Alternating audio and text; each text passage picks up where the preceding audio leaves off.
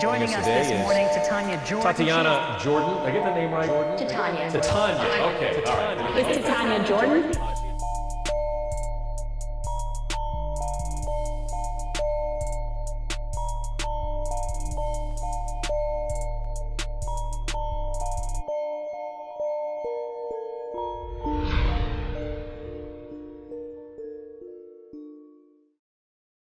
All right, feeling good? Yeah. You feel ready? Yeah. Always. All right.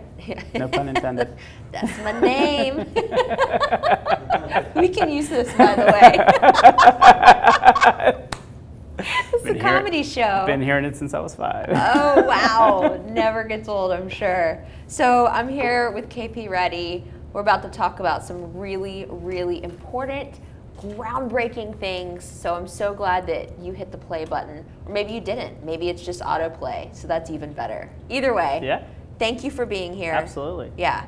And let's get right into it. For those of you who don't know KP, give a quick synopsis of how you got to where you are today. Yeah. I mean, just been starting companies since I was 19, and No big deal. yeah, I think generally unemployable. So when you can't get a job, you start a company.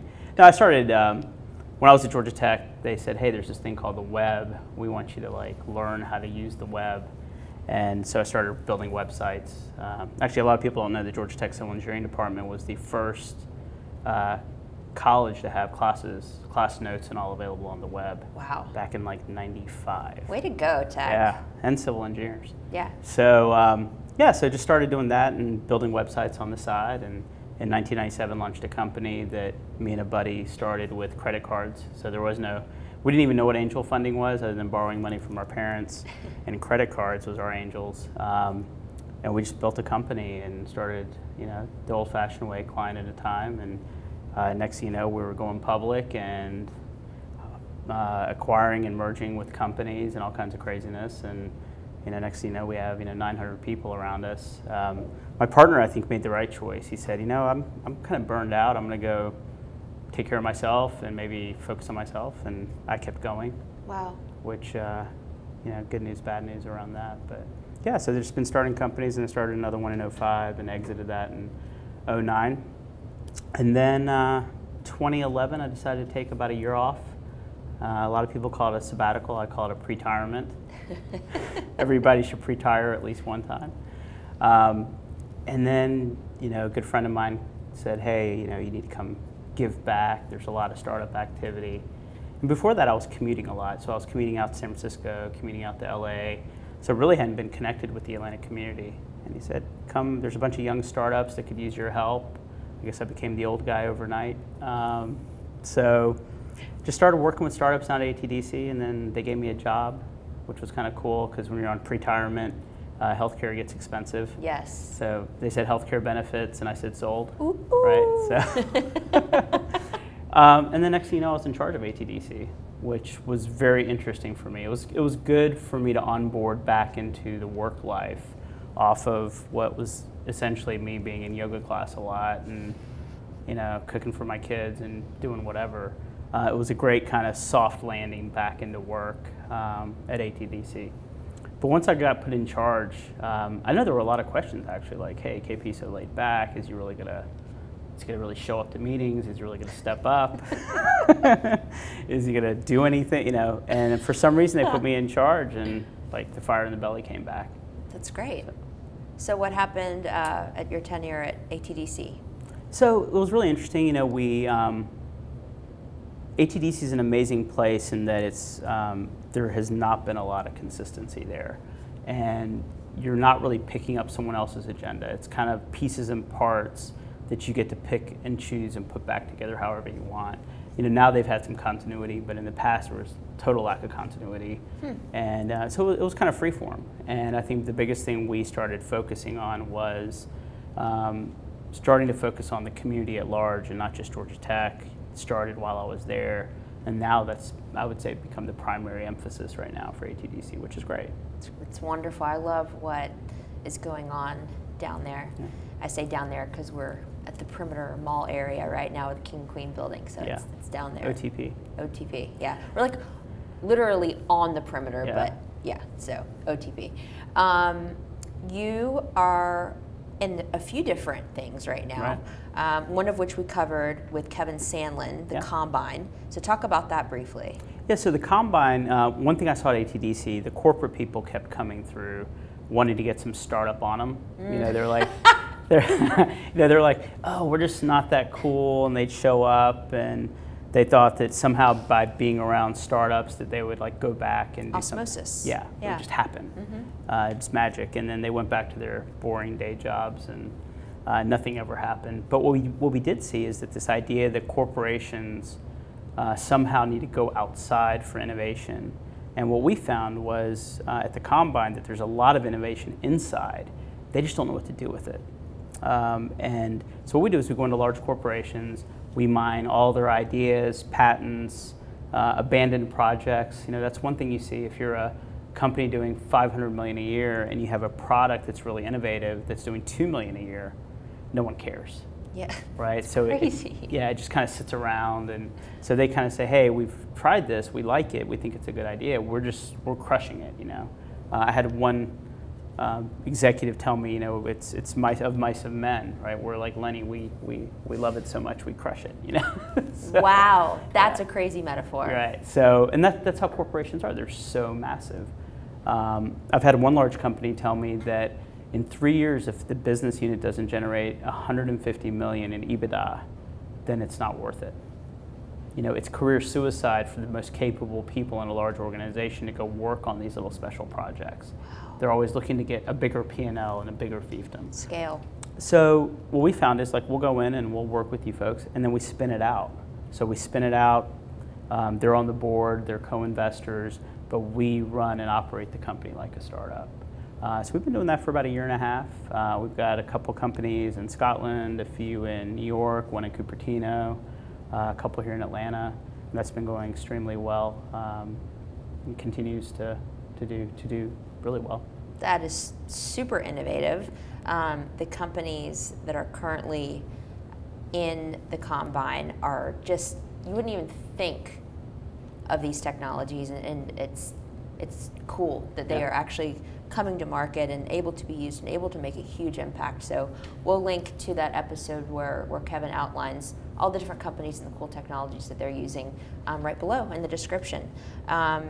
You have a book coming out. Yes. What is the name of the book? What you know about startups is all wrong.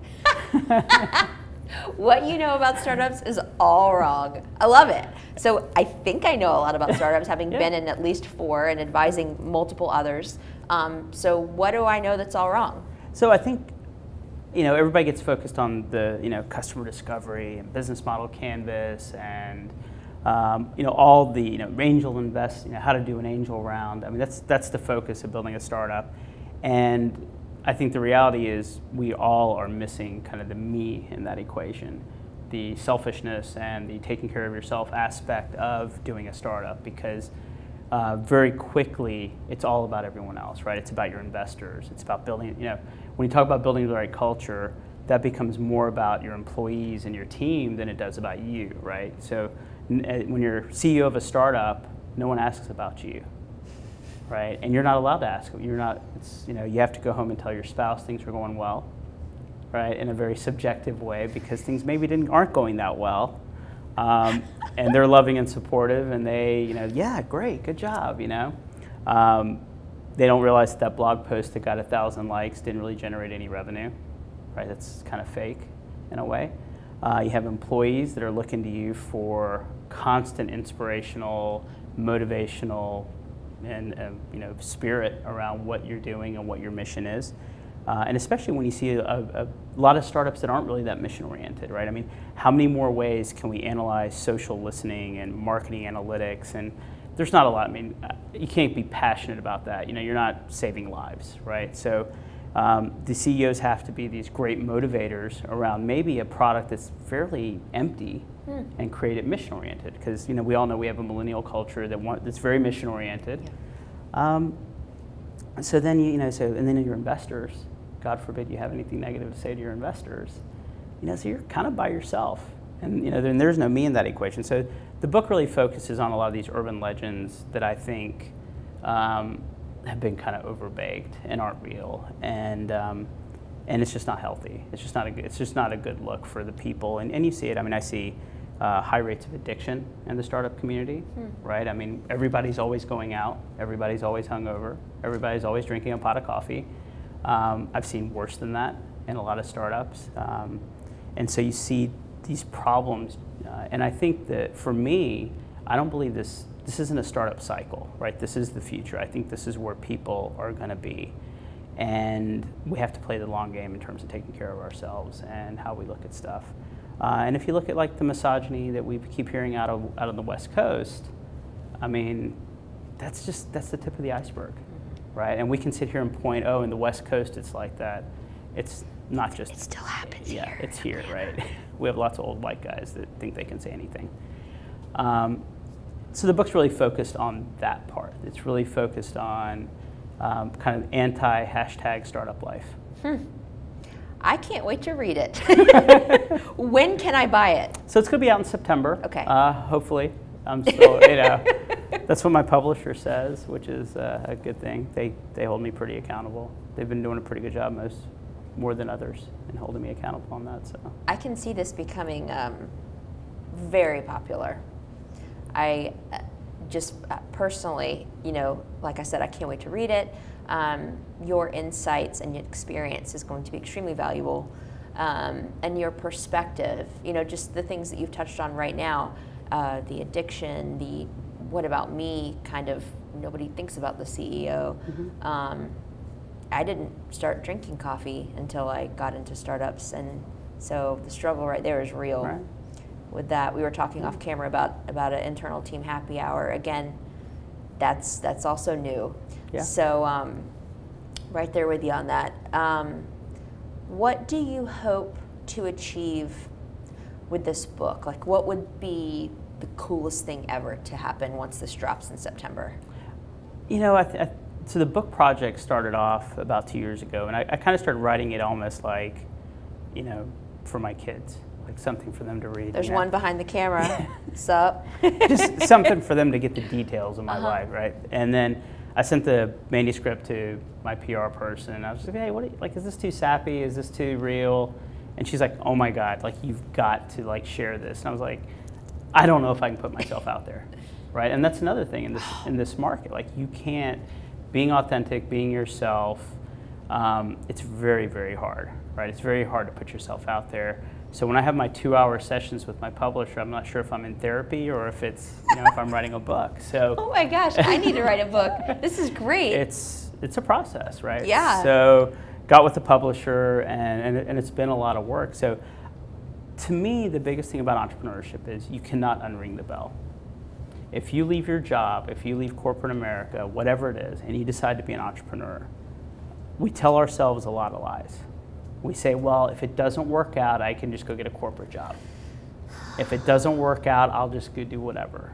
And there is no unringing that bell.